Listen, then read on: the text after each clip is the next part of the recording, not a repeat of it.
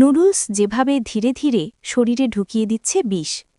নতুন এক গবেষণায় জানা গেছে সপ্তাহে মাত্র 2 থেকে 3 বার ইনস্ট্যান্ট নুডলস খাওয়ার অভ্যাসই বাড়িয়ে দিতে পারে হৃদরোগ, স্ট্রোক ও টাইপ 2 ডায়াবেটিসের ঝুঁকি।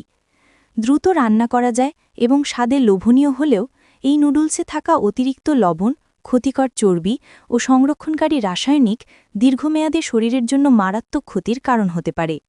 বিশেষজ্ঞদের মতে নিয়মিত ইনস্ট্যান্ট নুডলস খেলে রক্তচাপ বেড়ে যায়, ভালো ও খারাপ কোলেস্টেরলের ভারসাম্য নষ্ট হয় এবং শরীরে ইনসুলিন কাজ করা কমে যায়।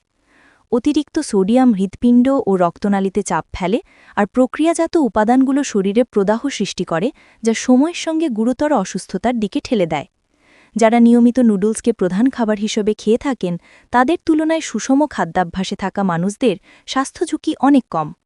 ফল, সবজি, শস্য ও প্রোটিন সমৃদ্ধ খাবার শরীরকে দীর্ঘমেয়াদে সুরক্ষা দেয়।